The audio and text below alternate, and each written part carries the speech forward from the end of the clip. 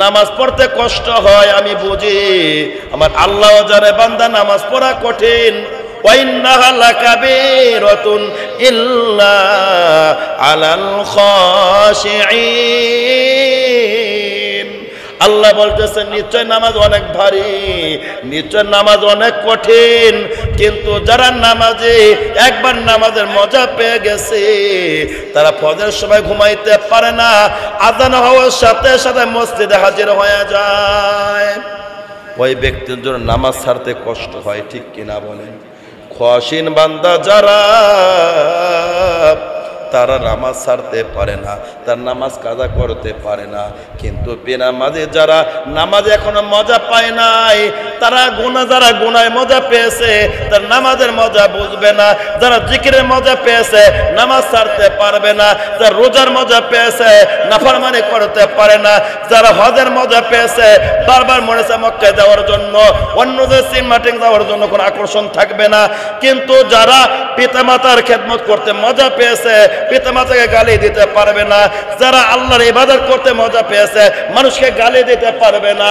যারা সত্য কথার মজা পেয়েছে মিথ্যা কথা বলতে পারবে না। যারা সুন্নত তরিকায় মজা পেয়েছে দাড়ি কাটতে পারবে না।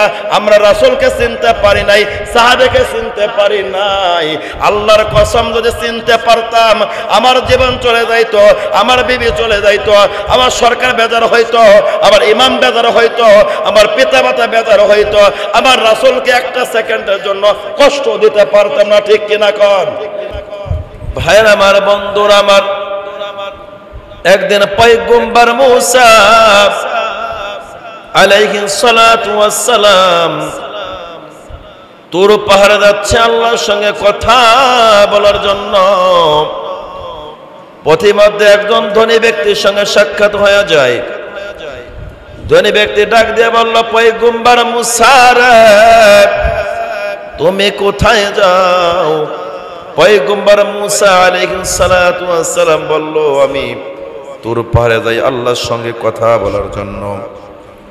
ধনী ব্যক্তি বলল, পয়গম্বর মুসা, আমার ব্যাপারে তোমার মালিকের কাছে কি একটা কথা বলা যাবে কি? পয়গম্বর মুসা আলাইহিস সালাতু ওয়াস সালাম বলল, ভাই কি কথা বলো? ওই ধনী লোকটি বলল, পয়গম্বর মুসা রে, আল্লাহ আমাকে এত সম্পদ দিছে যে সম্পদের কারণে আমি ঠিক মতো আল্লাহর গোলামি করতে পারি না। আল্লাহ যেন আমার সম্পদ কমিয়ে দেয়। আমার ব্যাপারে তোমার মালিকের কাছে একটু বলবা। পয়গম্বর মুসা বলছে, আচ্ছা ঠিক আছে ভাই। পয়গম্বর মুসা যখন সামনে দিকে রওনা দিয়েছে, পথিমধ্যে একজন বৃদ্ধ মহিলা তার সঙ্গে সাক্ষাৎ হয়ে যায়। মহিলা ডাক দিয়ে বলল, পয়গম্বর মুসা, তুমি কোথায় যাও? বলল, আমি আল্লাহর সঙ্গে কথা বলার জন্য যাচ্ছি। বলল, আমার তেমন ঘর নাই, বাড়ি নাই, ভালো কোনো পোশাক পরতে পারি না, সন্তানকে দামে কোনো খাবার দিতে পারি না। আমার ব্যাপারে তোমার মালিকের কাছে একটু জিজ্ঞাসা করবা, আমার ব্যাপারে আল্লাহ কি বলে? পয়গম্বর মুসা আলাইহিস সালাতু ওয়াস সালাম যখন সামনে দিকে রওনা দিয়েছে, 3 রাস্তার মোড়ে একজন ব্যক্তির সঙ্গে সাক্ষাৎ হয়ে যায়। তার দুটো হাতও নাই, পাও নাই, কত বিখ্যাত অবস্থায় রাস্তার পাশে বসে আছে। কোন ব্যক্তি যদি মুখের খাবার তুলে দেয় খাইতে পারে, খাবার না দিলে খাইতে পারে না। ওই ব্যক্তি ডাক দিয়ে বলল, পয়গম্বর মুসা, আমার ব্যাপারে তোমার মালিকের কাছে একটু জিজ্ঞাসা করবা। আমার আল্লাহ তো সব জানে, সব দেখে। আমার হাত নাই, পাও নাই, আমি এই ক্ষত বিক্ষত অবস্থায় পড়ে আছি। আমার ব্যাপারে তোমার মালিক কি বলে? আমাকে আল্লাহ কেন সৃষ্টি করছে আমি একটু জানতে চাই। পয়গম্বর মুসা আলাইহিস সালাতু ওয়াস সালাম আল্লাহর সঙ্গে কথা বলা শেষ, জিজ্ঞাসা করলো, আল্লাহ তোমার এক বান্দা, তাকে তুমি অনেক সম্পদ দিয়েছো, এই সম্পদের কারণ ঠিক মতো গোলামি করতে পারে না। ওই বান্দা জানতে চাই, আল্লাহ তার ব্যাপারে তুমি কি বলো? আল্লাহ পাক রব্বুল আলামিন বলল পয়গম্বর মুসা আমার ওই বান্দাকে তুমি বলবা ওই বান্দা যেন নিয়ামতের না শুকরিয়া আদায় করে, আর যাকাত যেন না দেয়, সম্পদ যেন দান সদকা না করে। দ্বিতীয় ব্যক্তির কথা বলল যে মহিলা বিরুদ্ধে মহিলা, তেমন কোন বাড়ি নাই, ঘর নাই, মাটির মধ্যে থাকে, দামি কোনো খাবার খাইতে পারে না, দামি কোনো পোশাক পরতে পারে না, দামি কোনো পোশাক নাই, গরিব মানুষ। আল্লাহ পাক রব্বুল আলামিন বলল পয়গম্বর মুসা ওই মহিলাকে বলবা সেজন্য আমার বেশি বেশি শুকরিয়া আদায় করে। সুবহানাল্লাহ। পয়গম্বর মুসা আলাইহিস সালাতু ওয়াস সালাম 3 নম্বর যে ব্যক্তি হাত নাই পাও নাই কত বিখ্যাত অবস্থায় পড়ে আছে, তার ব্যাপারে আল্লাহ পাক রব্বুল আলামিন দরবারে যখন জিজ্ঞাসা করেছে, আল্লাহ উত্তর দিয়েছে ও পয়গম্বর মুসা আমার ওই বান্দাকে জানিয়ে দাও আমি আল্লাহ তাআলা 7টি জাহান্নাম বানাইছি, 7টি জাহান্নামের মধ্যে একটি জাহান্নামে একটি ছিদ্র আছে, আমি আল্লাহ তাআলা ওই জাহান্নামকে বন্ধ করার জন্য আমার ওই গোলামকে আমি সৃষ্টি করেছি। পয়গম্বর মুসা আলাইহিস সালাতু ওয়াস সালাম যখন বাড়ির দিকে রওনা দিয়েছে, ওই ধনী ব্যক্তির সঙ্গে সাক্ষাৎ হয়ে যায়।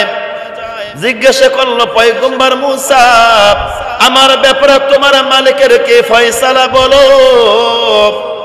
পয়গম্বর মুসা বলল ভাই আমার আল্লাহ বলেছে তোমাকে না শুকরিয়া আদায় করতে এবং দান সদকা না করতে। ওই ব্যক্তি বলল না এটা তো হতে পারে না, এই নিয়ামতের মালিক আমি না, এই সম্পদের মালিক আমার আল্লাহ, সম্পদ দিয়েছেন আল্লাহ, আমি না শুকরিয়া আদায় করতে পারবো না, আল্লাহ বেজার হয়ে যাবে, এই জন্য আমি শুকরিয়া আদায় করবো। বললাম আলহামদুলিল্লাহ, এই জন্য আল্লাহ তার নিয়ামত আরো বাড়িয়ে দিয়েছেন। সুবহানাল্লাহ। আর যে মহিলা কোনো সম্পদ নাই মাটির মধ্যে থাকে, ওই মহিলা বলছে তোমার আল্লাহ কেমন বিচার করে, আমার কোনো সম্পদ নাই, টাকা নাই, পয়সা নাই, আমার ব্যাপারে বলছে আল্লাহ শুকরিয়া আদায় করার জন্য, আমি কি শুকরিয়া আদায় করব? শুকরিয়া আদায় তো করে নাই, না শুকরিয়া আদায় করেছে আল্লাহ বেজার হয়ে গেছে। একটা বাতাসকে হুকুম করেছে, বাতাস আমার বান্দিকে আমি যেভাবে হেফাজত করেছিলাম ওই মাটিটা সরে নিয়ে অন্য জায়গায় চলে যাও। বাতাসের সাথে সাথে বাতাস কার্যকর শুরু হয়ে গেছে, একটু বাতাস এসে বালু পর্যন্ত উড়াইয়া নিয়ে চলে গেছে। ওই মহিলা ওই অবস্থায় ওখানে মারা গেছে, বলেন নাউজুবিল্লাহ। আর 3 নম্বর যে ব্যক্তি হাত নাই পাও নাই কত বিখ্যাত অবস্থায় পড়ে আছে, ওই ব্যক্তিকে আল্লাহ পাক রব্বুল আলামিন জানাইয়া দিল আমি একটা জাহান্নাম বানাইছি, জাহান্নামের নিচে একটি ছিদ্র আছে, একটু গর্ত আছে, ওই গর্ত বন্ধ করার জন্য আমার গোলামকে আমি বানাইছি। এই কথা শোনা মাত্র ওই ব্যক্তি শুকরিয়া আদায় করেছে আলহামদুলিল্লাহ। কেন শুকরিয়া আদায় করেছে? শুকরিয়া তো আদায় করার কথা ছিল না, যেহেতু জাহান্নামের আগুন গরম, শাস্তি অনেক ভয়ঙ্কর, জাহান্নামের গর্ত নাকি ওই বান্দার মাধ্যমে পূরণ করবে। তারপরে শুকরিয়া আদায় কেন করেছে? ওই বান্দা চিন্তা করেছে আল্লাহ তো আমাকে অযথা সৃষ্টি করে নাই, অবশ্যই একটা কারণ আছে। কারণটা হলো আল্লাহ যেহেতু আমি আল্লাহর মাখলুক, জাহান্নাম আল্লাহর মাখলুক, আল্লাহ জাহান্নামকে ওই একটু ছিদ্র বন্ধ করার জন্য যেহেতু আমাকে বানাইছে, এই জন্য শুকরিয়া আদায় করলাম। আল্লাহ পাক রব্বুল আলামিন বান্দার মুখে শুকরিয়া আদায় করার কারণে আল্লাহর আরশটান আল্লাহর পাক রব্বুল আলামিন সন্তুষ্ট হয়ে গেছে। আল্লাহ পাক রব্বুল আলামিন পয়গম্বর মুসাকে বলল পয়গম্বর আমার বান্দাকে তুমি জানাইয়া দাও আমার বান্দার প্রতি আমি যে সিদ্ধান্ত নিয়েছিলাম বান্দার শুকরিয়া আদায় করার কারণে আমি সন্তুষ্ট হয়ে আমার সিদ্ধান্ত ক্যান্সেল করে আমার বান্দার জন্য জান্নাত বরাদ্দ করে দিলাম। তাহলে শুকরিয়া আদায় করা দরকার আসেনি ভাইর আমার, বন্ধুরা আমার? এই জন্য সর্ব অবস্থায় শুকরিয়া আদায় করবো, ঠিক কিনা বলেন? আমার টাকা নাই পয়সা নাই কিন্তু 2টা হাত আছে, 2টা পা আছে, দুটো কিডনি আছে, অঙ্গ প্রত্যঙ্গ ভালো আছে, অনেক কোটিপতি আছে, টাকা পয়সার অভাব নাই, কিন্তু ডায়াবেটিস খাইতে পারে না। ঠিক কিনা কোন? এই জন্য সর্ব অবস্থায় কার শুকরিয়া আদায় করব? আল্লাহর। মনোযোগ দিয়ে আলোচনা শুনতে হবে রে দোস্ত। আমি আপনাদের সম্মুখে সূরা মুদ্দাসিরের কয়েকটি আয়াতে কারিমা তেলাওয়াত করেছি।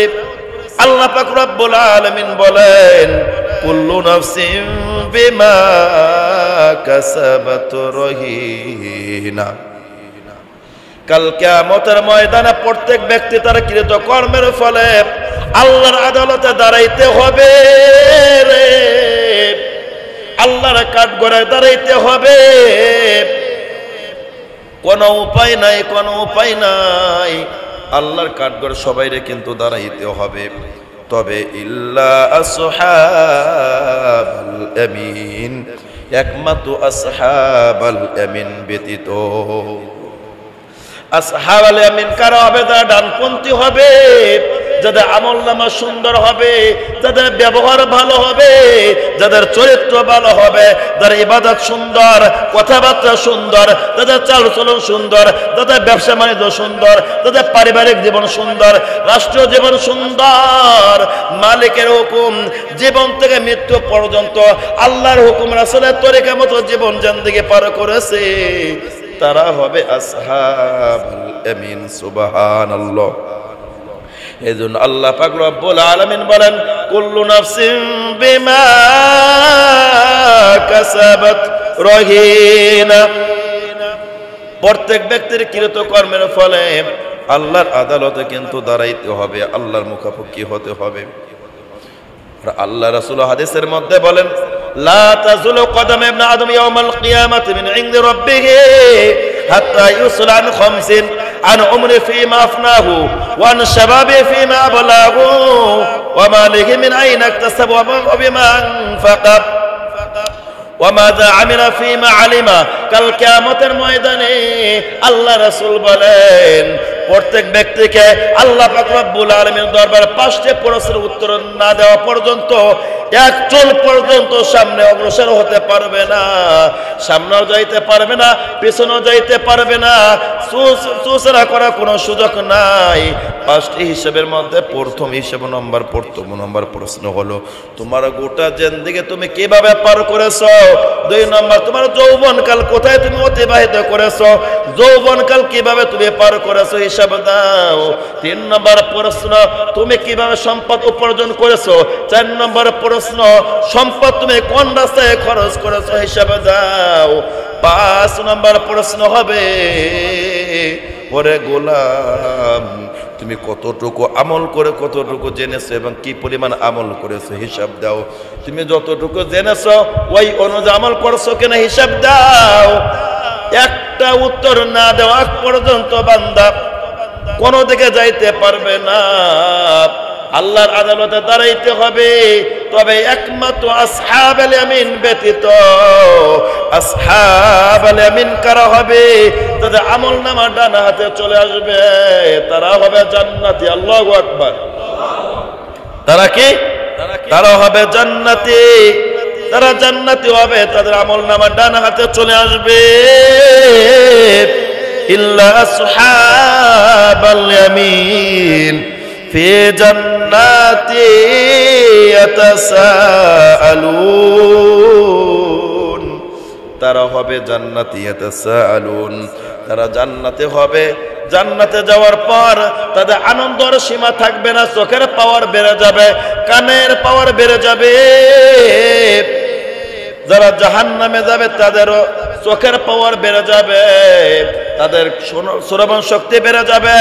তখন জান্নাতের জাহান্নামীদেরকে দেখবে এবং জিজ্ঞাসা করবে, রে ভাই, আমরা তো একই ইমামের পেছনে মাঝে মাঝে নামাজ পড়তাম, একই বাজার করতাম, একই কলের পানি খাইতাম, একই জায়গায় প্রোগ্রাম করতাম, প্রায় সময় একই জায়গায় থাকতাম, কিন্তু তুমি কেন জাহান্নামে আসলা? যারা অপরাধী, যারা গুনাহগার, যারা জাহান্নামে যাবে, আনিল মুজরিমিন, যারা অপরাধী তাদেরকে জিজ্ঞাসা করবে জান্নাতীরা, ইয়াতাসাআলুন, আল্লাহ তাদেরকে কথা বলার সুযোগ করে দেবেন। সুবহানাল্লাহ। একে অপরের সঙ্গে কথা বলবে, জাহান্নামের উত্তর দিবে। তখন জাহান্নামের 4টি অপরাধের কথা স্বীকার করবে। কয়টি? সাকার নামে একটি জাহান্নাম আছে। এই সাকার নামে জাহান্নামে যাওয়ার 4টি অপরাধের কারণ জাহান্নামে যাবে। 1 নম্বর অপরাধ হলো, তখন জাহান্নামীরা বলবে, রে ভাই আনিল মুজরিমিন, অপরাধীরা বলবে, ওই জাহান্নামীরা বলবে, মা সালাকাকুম ফি সাকর। সাকর নামে জাহান্নামে যারা যাবে তারা উত্তর দিবে, ওরে ভাই ক্বালু লাম নাকু মিনাল মুসাল্লিন। তোমরা দুনিয়াতে নামাজি ছিলা, তোমরা দুনিয়াতে মুসল্লি ছিলা, আমরা মুসল্লি ছিলাম না, আমরা নামাজ পড়তাম না। তোমরা নামাজ পড়তা। আমাদের সমাজে বর্তমান অনেক লোক আছে বলে, হুজুর নামাজ না পড়লে কি হবে, দাড়ি না রাখলে কি হবে, রোজা না রাখলে কি হবে, হজ না করলে কি হবে। হুজুর আমার ঈমান মজবুত আছে বলে কিনা বলেন? ও বন্ধু, আমিও স্বীকার করি তোমার ঈমান ঠিক আছে, তবে শুনে রাখো তোমার ঈমানের পাওয়ার কেমন। ওই রিমোটের ব্যাটারির মতো, রিমোটের ব্যাটারি আছে কিন্তু চার্জ নাই। তোমার মোবাইলে ব্যাটারির মতো ব্যাটারি ঠিকই আছে কিন্তু চার্জ নাই। 2 লক্ষ টাকা দিয়ে আইফোন কিনেছো কিন্তু চার্জ নাই। চার্জ না থাকলে কি মোবাইল ব্যবহার করা যায়? করা যায় না। কিন্তু যারা নামাজ পড়ে, যারা পর্দা করে, যারা যাকাত দেয়, যারা দাড়ি রাখে, যারা হালাল পথে চলে, আল্লাহর হুকুম মেনে চলে, তাদের ব্যাটারি ঠিক আছে, চার্জ আছে। আজান হয়ে গেলে মসজিদে চলে আসে। তোমার ঈমান ঠিক আছে কিন্তু তোমার ঈমানের কারণে মসজিদ আসতে পারে না। আল্লাহর কসম, ওই ব্যাটারি ফিউজ মার্কা ব্যাটারি দিয়া মালিকের তৈরি জান্নাতে যাওয়া যাবে না। ঠিক কিনা বলেন?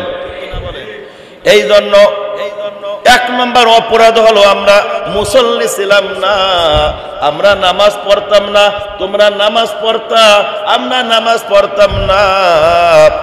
এই জন্য জান্নাতে যাইতে গেলে নামাজ দরকার আছে না নাই?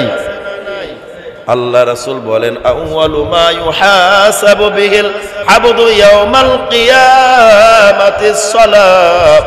কাল কিয়ামতের ময়দানে সর্বপ্রথম বান্দার নামাজের হিসাব হবে। যে ব্যক্তি নামাজটা সুন্দর হয়ে যাবে, বাকি হিসাব নিকাশ সহজ হয়ে যাবে। নামাজ হলো জান্নাতের চাবি। আল্লাহ রাসূল বলেন, মিফতাহুল জান্নাতিস সালাত। নামাজ হলো জান্নাতের চাবি। এখন যারা বলে, হুজুর আমি নামাজ না পড়লে কি হবে, আমার ঈমান মজবুত আছে। কিন্তু তোমার ঈমান ঠিকই আছে, কিন্তু ওই ঈমান দিয়ে মালিকের তৈরি জান্নাতে যাওয়ার কোনো সুযোগ নাই। তোমার কাছে চাবি নাই। কাল কিয়ামতের ময়দান সর্বপ্রথম হিসাব তুমি দিতে পারবা না। আল্লাহ রাসূল যেহেতু বলেছেন, আউয়ালু মা ইউহাসাবু বিহিল আবদু ইয়াউমাল কিয়ামাতিস সালাত। কাল কিয়ামতের ময়দানে সর্বপ্রথম বান্দার নামাজের হিসাব হবে।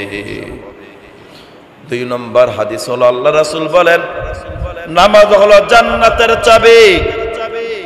দুনিয়াতে তালা তুমি ভাঙতে পারবা, এই ক্ষমতা তোমার আছে।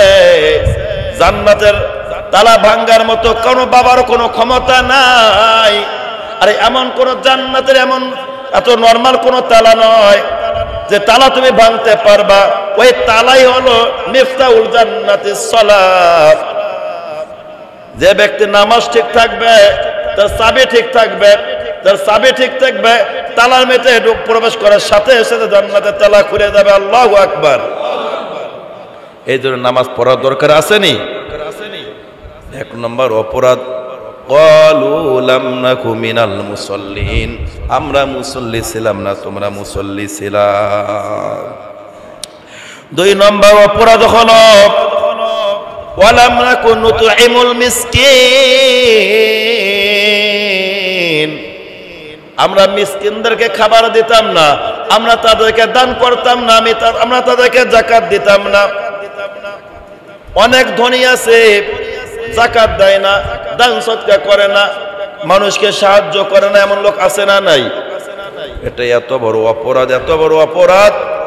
তো ইসলামী রাষ্ট্র থাকতো, যাকাত অস্বীকারী, দান সদকা না করলে, যাকাত না দিলে তার বিরুদ্ধে যুদ্ধ করা জায়েজ।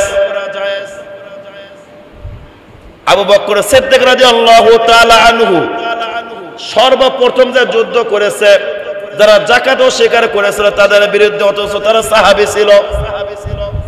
ওমরের মধ্যে ইখতিলাফ শুরু হয়ে গেছে, তারা তো রাসূলের সাহাবী। আবু বকর বলল, ওমর তুমি কি বলতে চাও? আল্লাহ রাসূল জীবিত থাকা অবস্থায় যারা কোরআনের আয়াত বিশ্বাস করেছে, আমল করেছে, যাকাত দিয়েছে, এখন যারা যাকাত দিবে না, তারা খাঁটি মুমিন হতে পারে না, তাদের বিরুদ্ধে আমার যুদ্ধের ঘোষণা। এই জন্য যারা যাকাত দেয় না, ইসলামী রাষ্ট্র থাকতো, তাদের বিরুদ্ধে যুদ্ধ ঘোষণা করা যায়ছিল, ঠিক কিনা বলেন? এই জন্য সাকার নামে জাহান্নামের 2 নম্বর অপরাধ হলো যারা যাকাত দেয় না, দান সদকা করে না, মানুষকে অন্ন দেয় না, খাবার দেয় না। অনেক লোক আছে কোটি কোটি টাকার মালিক, বাংলাদেশে যদি কোনো ব্যক্তি 1 বছর 2 বছর সবাই যদি সঠিকভাবে কোরআন সুন্নাহ অনুযায়ী সঠিকভাবে যাকাত দিত, আমার মন বলে দ্বিতীয় বছর যাকাত নেওয়ার মতো কোনো লোক খুঁজে পাওয়া যাইত না, ঠিক কিনা বলেন? কোন রকম নামকা ওয়াস্তে দেয়, কাপড় দেয়, যাকাতের কাপড়। আরে ভাই, যাকাতের কি কোনো কাপড় আছে নাকি? তুমি যেটা পছন্দ করবে অন্যজন সেটাই পছন্দ করতে হবে। তুমি যে মানে খাবার খাও আরেকজনকে হাদিয়া দিলে ওই মানে খাবার দিতে হবে। এটাই তো রাসূলের সুন্নাহ, এটাই তো রাসূলের তরিকা, এটাই তো রাসূলের পদ্ধতি, সুন্নাহ। সুবহানাল্লাহ। ভাইরা আমার, বন্ধুরা আমার, এই জন্য যাকাত দিতে হবে। যারা যাকাত দেয় না, যারা দান সদকা করে না, মানুষকে অন্ন দেয় না, খাবার দেয় না, তারা সাকর নামে জাহান্নামের আগুনে জ্বলতে হবে।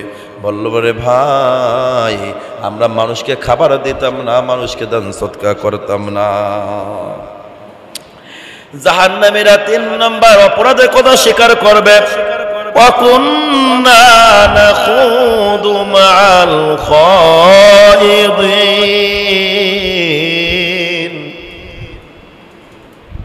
জাহান্নামীরা 3 নম্বর অপরাধের কথা স্বীকার করবে। তাদের 3 নম্বর অপরাধ হলো, বলবে আমরা সমালোচক যারা করতো, সমালোচনা করতো, তাদের সমালোচনা করতাম। অর্থাৎ বামপন্থী যারা ছিল, নাস্তিক, মুরতাদ, কাফের, বেঈমান, মুশরিক, মুরতাদের সঙ্গে হয়ে, তাদের বন্ধু হয়ে, যারা হকপন্থী ছিল, ডানপন্থী ছিল, হকের উপরে ছিল, সুন্নাত অনুযায়ী জিন্দেগি পার করেছে, রাসূলের তরিকা মতো জিন্দেগি পার করেছে, তাদের সমালোচনা করতাম। ওই রাম বামের পেছনে দৌড়াইতাম, একমাত্র কিছু স্বার্থ পাওয়ার জন্য, কিছু হাসিল করার জন্য, কিছু পাওয়ার জন্য, কিছু নাপাক খাওয়ার জন্য, ঠিক কিনা কোন? আমরা হককে মিথ্যা বলে সাব্যস্ত করতাম, আমরা সমালোচকদের সঙ্গে সমালোচনা করতাম। এটাই হলো আমাদের অপরাধ। সমাজে দেখবেন কোন আলেম যদি ভালো কথা বলে, আগে কোনো কথা খারাপ লাগে নাই, হঠাৎ করে আমার মনে বিরুদ্ধে চলে গেছে, আমার বাবার বিরুদ্ধে চলে গেছে, আমার মায়ের বিরুদ্ধে চলে গেছে, আমার পীরের বিরুদ্ধে চলে গেছে, আমার দলের বিরুদ্ধে চলে গেছে, এখন হুজুর আর ভালো লাগে না। আসলে হুজুরের প্রতি ভালো ধারণা ছিল, যেন হুজুরে কোরআন পড়াশোনায়, হুজুর আলোচনা হসই, প্রত্যেকটা কথা সুন্দর, আমল সুন্দর। এখন স্বার্থে আঘাত কেটে লেগে গেছে, হালকা স্বার্থের জন্য, দলকে খুশি করার জন্য বামপন্থীকে সাপোর্ট করেছে, এই আলেমের সমালোচনা করতেছে, ঠিক কিনা কোন? এই জন্য আমরা সমালোচক যারা করতো, সমালোচনাকারীদের সঙ্গে সমালোচনা করতাম। এটা আমাদের 3 নম্বর অপরাধ। কয় নম্বর অপরাধ? 3 নম্বর অপরাধ। আমাদের 4 নম্বর অপরাধ হলো জাহান্নামীরা বলবে রে ভাই, আমাদের 4 নম্বর অপরাধ হলো وَكُنَّا نُكَذِّبُ بِيَوْمِ الدِّينِ। জাহান্নামীরা বলবে আমাদের 4 নম্বর অপরাধ হলো আমরা কাল কিয়ামতের ময়দান হিসাব নিকাশের দিন, পরকাল বিশ্বাস করতাম না। আমাদের সমাজে এমন অনেক কিছু মুসলমান আছে, মুসলমানের ঘরে জন্ম হওয়ার পরে পরকাল বিশ্বাস করে না, পরকাল স্বীকার করে না। আবার অনেকে বলে হুজুর শুধু ভয় দেখায়, জাহান্নামের কথা বলে, জান্নাতের কথা বলে, আশা দেখায়। সব মিথ্যা, মরার পরে কিছুই হবে না, মাটিতে খেয়ে ফেলবে বলে কিনা বলেন। আবার অনেকে এমন বিশ্বাস, হতেও পারে নাও হতে পারে, যেহেতু হতেও পারে এই জন্য 2 ওয়াক্ত মসজিদে এসে নামাজ পড়ে, হতেও পারে বছরে 2 বার ঈদের নামাজ পড়ে, হতেও পারে এই জন্য মাঝে মাঝে জানাজার নামাজ পড়ে, ফরজ নামাজ পড়ে না। ঠিক কিনা কন? ওই ব্যক্তি যে পরিপূর্ণ 100 বিশ্বাস থাকতো, এখন মরার সাথে সাথে আমার হিসাব হবে, পরকাল শুরু হয়ে যাবে, আমার মন বলে যাই হোক না কেন ওই ব্যক্তি বেনামাজি থাকতে পারে না। ঠিক কিনা কন? যার ভিতরে অন্তরে আল্লাহর ভয় আছে, পরকালের ভয় আছে, ওই ব্যক্তি জান্নাতি, ওই ব্যক্তি জান্নাতি।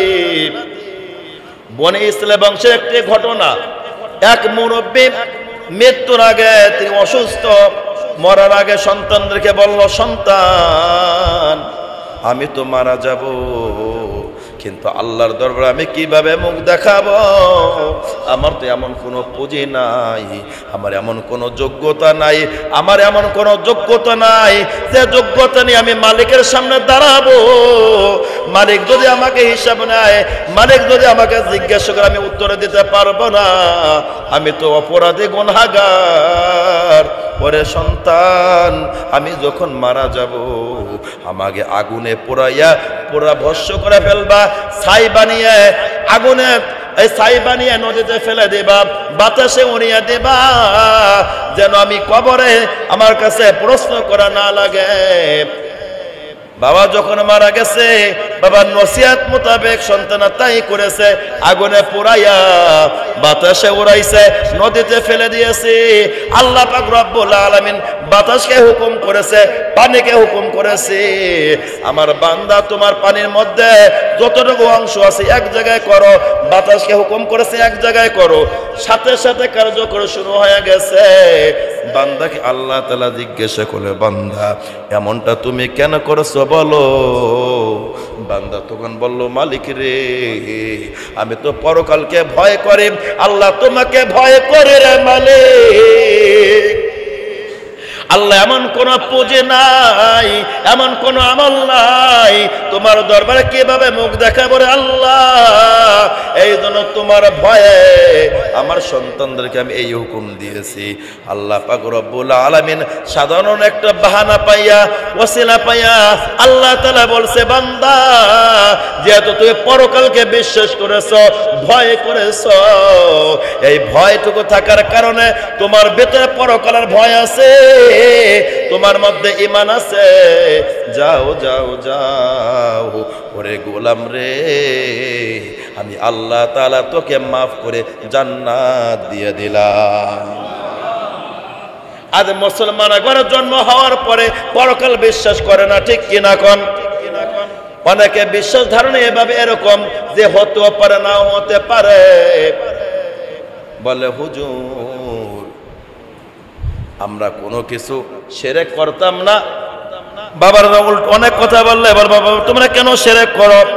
বললো হুজুর আমরা ইচ্ছা মতো কোনো কিছু করি না, এমনকি আমার বাপ দাদারা করে না, যা কিছু করে আল্লাহর ইশারা।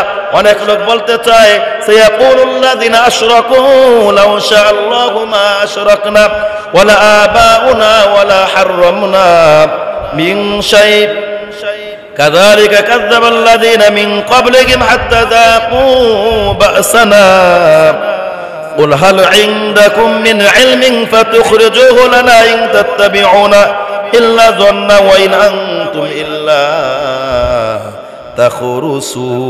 تخرصون। অনেকে যারা শিরক করে তারা বলতে চায়, সায়াকুলুল্লাযিনা আশরাকু লাউ শাআল্লাহু, আমরা শিরক করতাম না, মা আশরাকনা, আমরা শিরক করতাম না, ওয়ালা আবাউনা, এবং আমাদের পিতৃপুরুষ যারা তারাও করতো না, ওয়ালা হাররামনা মিন শাই, আমরা কোনো কিছু হারাম করতাম না। কাযালিকা কাযযাবাল্লাযিনা মিন ক্বাবলিহিম, এমনি ভাবে তাদের পূর্বসূরীরা এভাবে মিথ্যা আরোপ করেছিল। হাত্তা যাকু বাসানা, আল্লাহ পাক রব্বুল আলামিন তাদেরকে জাহান্নামের স্বাদ আস্বাদন করিয়েছিলেন। এখন যদি বলে বন্ধু আপনি বলুন, কুল হাল ইনদাকুম মিন ইলমিন ফাতুখরিজুহু লানা, তোমরা যে কথা বলতেছো তাহলে তোমরা তোমাদের কাছে কি ইলম আছে আমাদের কাছে পেশ করো, দলিল নিয়ে আসো। তখন তারা বলবে, কি বলে?